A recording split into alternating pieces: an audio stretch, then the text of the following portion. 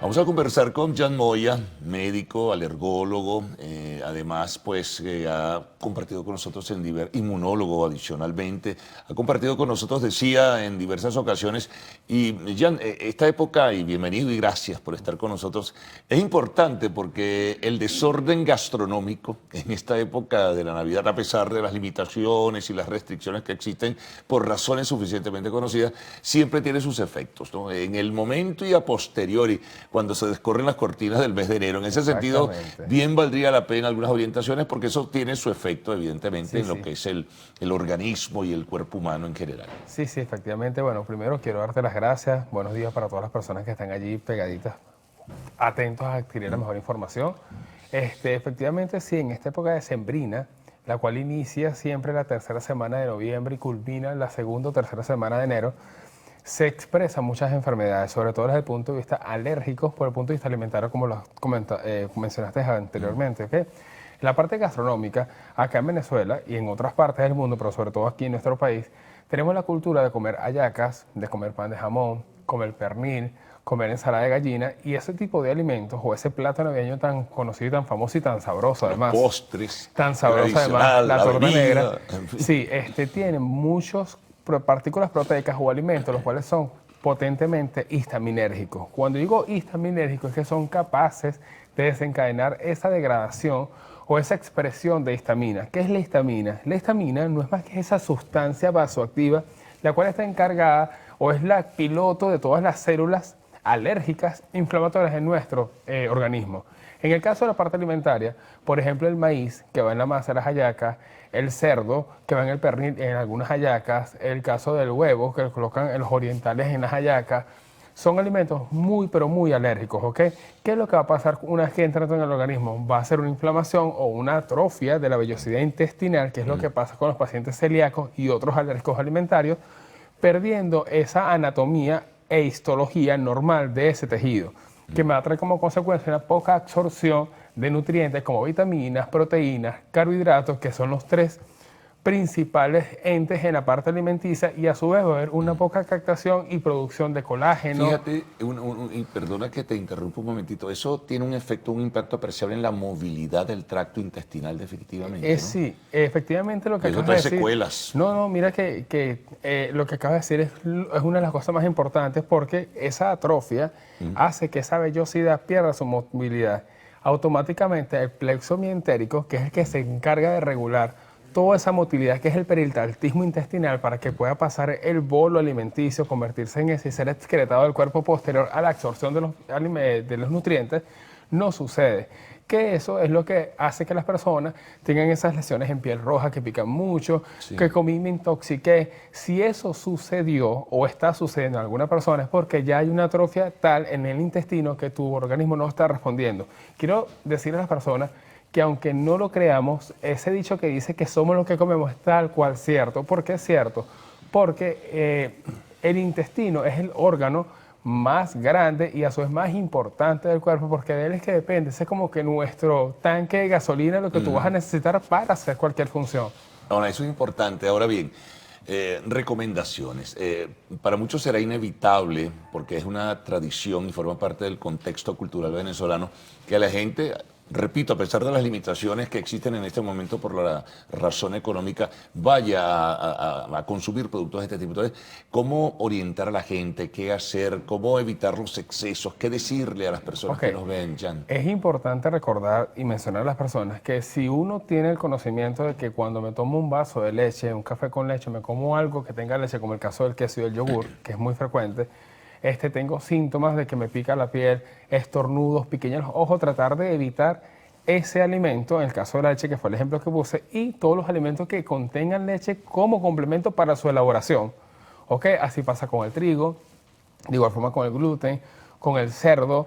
El cerdo está en el jamón, está en las salchichas, está en otros productos que vienen enlatados, está en el pernil y en cualquier cosa que tenga carne de cerdo, sea derivados como tal del mismo. Lo importante con esto es, primero, hacer la dieta de restricción estricta, por lo menos durante 3 a 6 meses. Durante esos 3 a 6 meses, ver la mejoría clínica que vas a tener solo con dieta. Pero además hay que agregarle antileucotrienos, ¿ok? Que es el conocido Montelukast, como su fórmula química lo dice. Además, pueden tomar cualquier tipo de antialérgico. Yo siempre recomiendo la levocetiricina, que es el componente químico para esas dermatopatías o partes alérgicas por alimentos en piel.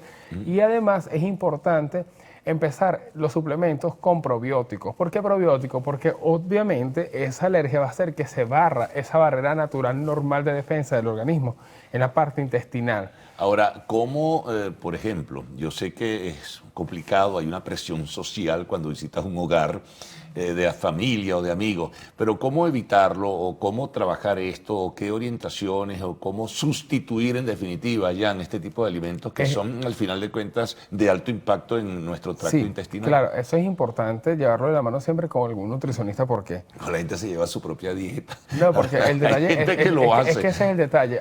De hecho, muchos médicos tenemos el desconocimiento de cuáles son las partículas proteicas que contiene cada alimento. Por eso es que siempre tenemos que contar con un nutricionista, los cuales también se encuentran en lugares públicos, para que nos hagan esa recomendación. Sin embargo, yo lo que recomiendo es tratar de hacer la sustitución, por ejemplo, del maíz por la patata, del trigo hago la sustitución por el plátano, varias cosas que me puedan compensar el déficit proteico que voy a tener o calórico de un alimento con otro que me lo va a suplantar sin causarme reactividad alérgica. Ahora, por ejemplo, te encuentras el 24 en la cena navideña o el 31 en la cena navideña. ¿Cómo evitar aquello que se puede hacer? Sí, se puede hacer. Sí se puede hacer. Conozco de hogares que parcialmente han sustituido y personas que están como un poco agotadas y agobiadas de tanto comer hallaca o lo que fuese y sustituyen su cena por otro producto. Sí, se puede sustituir. Por otros. Solamente que hay que buscar esa amplia gama de alternativas alimenticias que no me tengan esas partículas proteicas que me producen la alergia en cada una de las personas. Pero si quieres, podemos ahondar un poquitico más en el tema hablando de eso. Vamos a hacer lo siguiente, hacemos la pausa de costumbre que nos toca en este momento y al retorno entonces entramos con ese tema que nos queda pendiente. Estamos con Jan Moya, médico alergólogo e inmunólogo en este caso.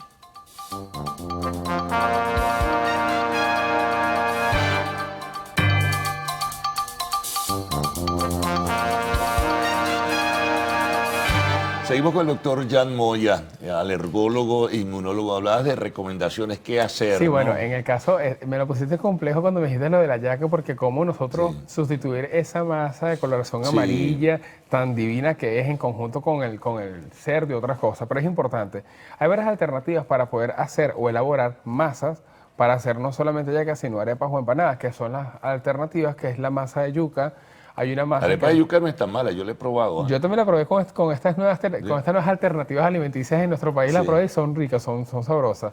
Ahí también está la otra, que son las masas de plátano. Ajá. Y hay masas de otros alimentos vegetales que pueden ser usadas para la preparación de las hallacas. El tema es lo que va por dentro, que también tiene su carga, Sí, a eso no solo iba. calórica, sino... Justamente iba a eso. La parte de los que son alérgicos al cerdo, obviamente irán a preparar su hallaca solamente con algo de carne blanca, que es el caso de hallacas de pollo, con algo de carne roja, si no son alérgicos a las carnes de res, que es el otro, o con gallina, perfecto. Exactamente, que es un buen alimento de alta nivel proteico y además algo calórico, pero es súper importante por los altos niveles de proteína que tiene. Claro.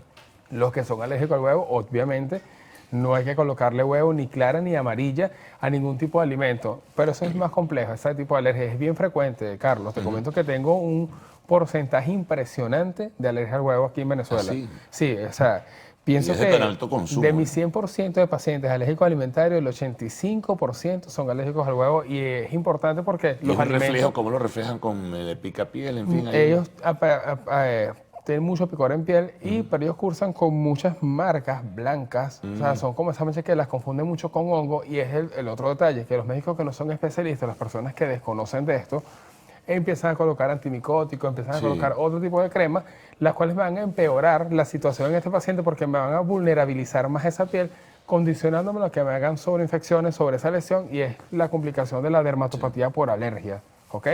Entonces, en este caso, sí hay que tener cuidado o estar atentos a los que son alérgicos al huevo. No pueden comer pan de jamón porque el pan lleva huevo. Claro. No pueden comer torta porque Más la el gluten, torta ¿no? lleva huevo. Los que son alérgicos al gluten, hay que tener mucho cuidado porque los alérgicos al gluten casi siempre tienen una triada característica. Eres alérgico al gluten, al huevo y a la leche. Sí.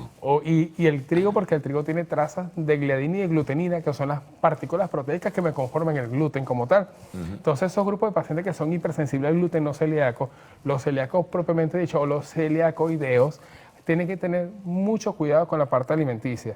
Porque ¿dónde se encuentra el gluten? En 4 grandes grupos alimenticios. Lo tenemos en la avena, es ricamente cargada en gluten. Lo tenemos en el trigo, lo tenemos en cualquier tipo de cereal, sea la marca que sea, Sí. y lo encontramos en la cebada y en el centeno. Todos sabemos que el centeno es un suplemento que se usa para la conformación de los granos, lentejas, arvejas, caraotas. Entonces hay que tener cuidado porque muchas personas dicen, estoy comiendo sano, doctor, sigo teniendo alergia. ¿Será posible que exista alergia a la lenteja? Sí.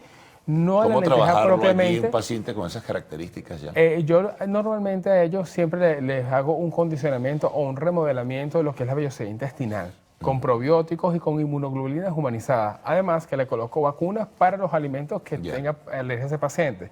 A su vez, lo más importante es la dieta. Esa dieta siempre va de la mano en interconsulta con un inmunonutricionista, la cual trabaja conmigo, que es muy especializada. Hay otras en Venezuela que son muy buenas también. Y nosotros lo que vamos a darles es una educación o una concientización a ese paciente de cómo tiene que él alimentarse. Ahora, eso es de por vida.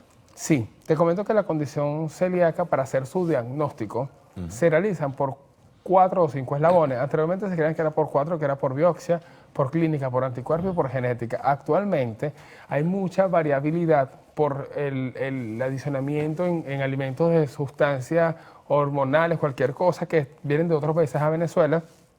Y se ha hecho mucho cambio como tal, pero más aún aquí en este país porque tenemos un mestizaje impresionante, porque eso es una enfermedad de origen europeo.